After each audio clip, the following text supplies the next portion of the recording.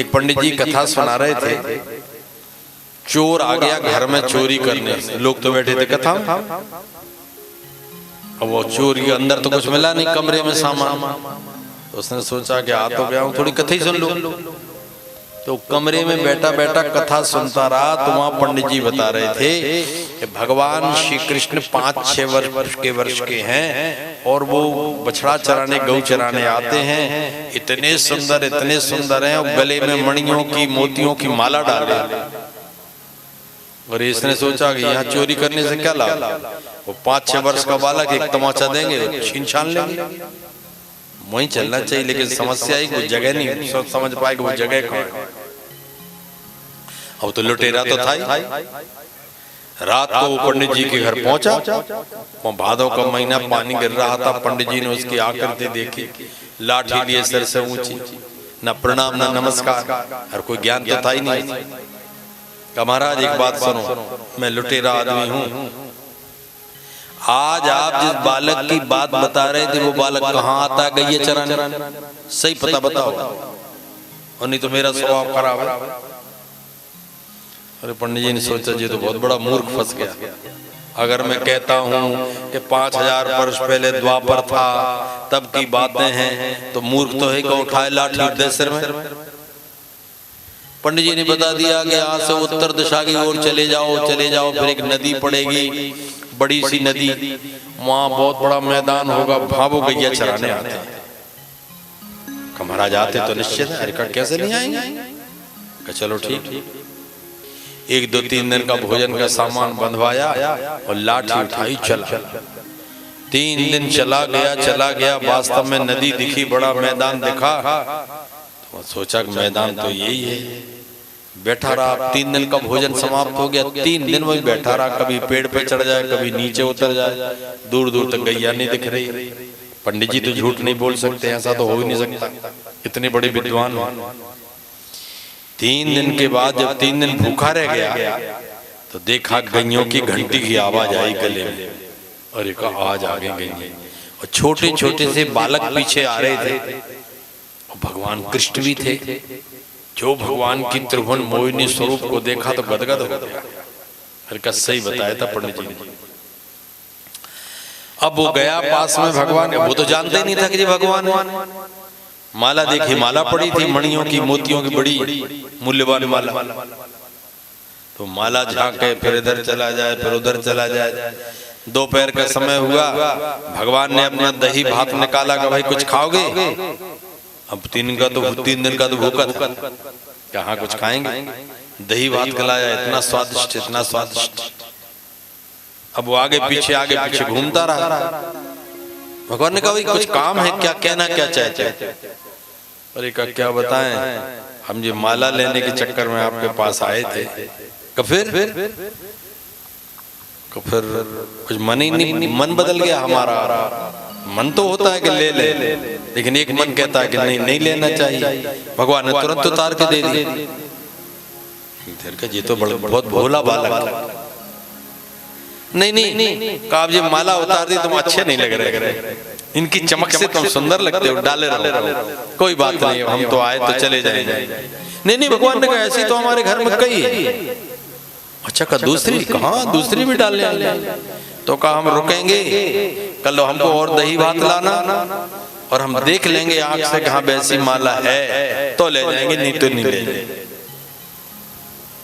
भगवान दूसरे दिन आ गए, बेसी की बेसी और उस चमकती माला, भगवान का दिव्य ऐसा सौंदर्य, सौरस, सौमनस, सौगंध देखकर गदगद हो गया।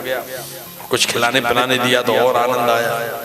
अब विश्वास हो गया हमें, तुम्हारे पास ऐसी माला है, अब कोई बात नहीं, हम ले जाते हैं। इस माला के बिना तुम अच्छे नहीं लग रहे थे, इसलिए फिर हमारा मन बदल गया कि नहीं वापस कर। अब 2-3 दिन का रास्ता था, घर आया, विचार किया कि घर नहीं जाना चाहिए। पंडित जी ने रास्ता बताया था तो आधी माला पंडित जी को देना चाहिए, अगर वो न बताते तो हमें तो पता ही नहीं था। सीधा रात में फिर दरवाजा खटखटाया, जो पंडित जी ने दरवाजा खोला सोई घबरा गए, अब मारे कि तुमने बताया था, वहां वो मिला नहीं। पंडित जी का थोड़ा एकांत में चलो, पंडित जी ने कहे भगवान एकांत में ले जाके नहीं मालूम गर्दन दबा दे। अरे पापी तो है लुटेरा, मोटा ताजा है। पंडित जी थोड़े किनारे का एकांत, ये बताओ क्या बात। कहा महाराज 3 दिन तो मैं भूखा बैठा रहा, 3 दिन के बाद वो लड़का आ गया जो आपने बताया था।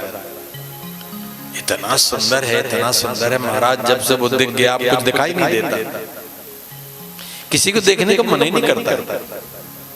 पंडित जी रह गए कि सही में मिल गया क्या। फिर निकाली वो माला, चमचमाती मणियों की माला थी, एक एक मणि करोड़ करोड़ रुपया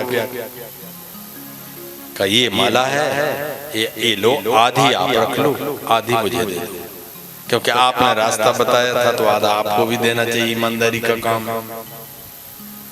पंडित जी ने माला हाथ में ली तो रोने लगे। क्यों, क्या पूरी लेना चाहते? कहीं पूरी नहीं लेना चाहते, पूरी तुम रखो, और जो और चाहिए तो हमारे पास से हम देंगे, पर उस बालक से हमको मिला दो। फिर तो आप ही तो मुझे रास्ता बता रहे हैं। अरे कहा मैंने रास्ता बताया है, लेकिन मुझे दिखा दो भैया, मैं तुम्हारे पैर पकड़ता हूं, कल चलो। रात भर पंडित जी को नींद नहीं आई कि बे भगवान, जिनको ब्रह्मादिक देवता नहीं पा पाते, ऐसे अमलात्मा योगेश्वर मनीश्वर परमहंस दिन रात भजन करते उनको पाने के लिए, इसको कैसे मिल गए हो। सवेरे वो आ गया कि चलो महाराज ले गया उसी ठिकाने। फिर 3 दिन तक भगवान नहीं आए। पंडित जी चिंता नहीं करो, आएंगे निश्चित। पहले हम भी ऐसे 2-3 दिन परेशान हुए थे, चौथे दिन भगवान फिर आ गए। देखो वो देखो ऐसा नीलमणि की तरह चमक रहा है वो लड़का, सबके बीच में आ रहा है। पंडित जी बोले भैया मुझको तो ना दिख रहे हो, तुमको कैसे दिख रहे हो, मुझे समझ ना रहे हो। ना दिख रहे हो, बिल्कुल ना दिख रहे हो। पंडित जी ने कहा कि तुम उनके पास जाओ, उनसे कहो कि तुम पंडित जी को दिखाई क्यों नहीं देते। तो गया पास में, कहा जी हमारे गुरुजी हैं, इन्होंने हमें रास्ता बताया था आपके पाने का, अभी आए आपके दर्शन करने, आप इन्हें क्यों दिखाई नहीं देते। भगवान बोले हम इनको नहीं दिखेंगे। अरे कहा देखोगे कैसे? कहा नहीं, अभी इनमें हमें देखने की पात्रता नहीं आई, इनके अंदर अभी लोभ वासना बहुत ज्यादा है, अभी मन इनका निर्मल नहीं है, इसलिए मेरी प्राप्ति अभी इनको संभव नहीं है। उसने लाठी सीधी की, कहा हम उनको वचन दे के लाए, वो हमारे गुरु हैं, दिख रहे कि नहीं दिख रहे। अरे भगवान बोले लाठी मत छोड़ देना, इतना कोमल शरीर का तू मार देगा मेरा। तो देखो, तो कहा हम तब दिखेंगे जब तुम जाओ उनके सिर पे हाथ रखो। ठीक है चलो पंडित जी। पंडित जी के सिर पर उसने हाथ रखा, एकदम प्रत्यक्ष दर्शन हुआ, तो चरणों में गिर गए, भगवान की अनंत आनंद स्तुति करने लगे। हे प्रभु आपने मुझे कृतार्थ कर दिया, मेरी कई जन्मों की वासनाएं समाप्त हो गई। इसलिए ये नहीं कहा जा सकता है कि कितने साधन करने से, कितनी तपस्या करने से भगवान प्रसन्न हो जाते हैं। भी मन की निर्मलता के कौन से गुण पर ली जाते हैं। अर्जुन ने कहा भगवान कृष्ण से गीता में, कहा प्रभु आप ये बताओ कितना भजन करें कि आप मिल जाओ।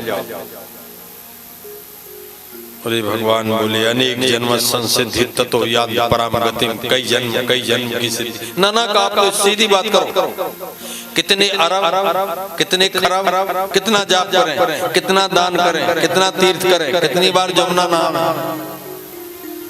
भगवान बोले अर्जुन ये तो कोई निश्चित नहीं है। क्यों? भगवान बोले कि हमें समझ में नहीं आता कि हम कब किस पर प्रसन्न हो जाए, कोई मापदंड नहीं हमारा कि कोई इतने व्रत करे, इतने तीर्थ करे, इतना दान करे तब हम मिलेंगे। कभी भगवान बोले मापदंड तो हमारा हम स्वयं नहीं समझ पाए, न जाने कौन से गुण पर दयानिधि रीझ जाते हैं, कोई पता नहीं कर पाया। बड़े बड़े ऋषि मुनि रह जाते हैं और साधारण से साधारण व्यक्ति भगवान को पा जाते हैं।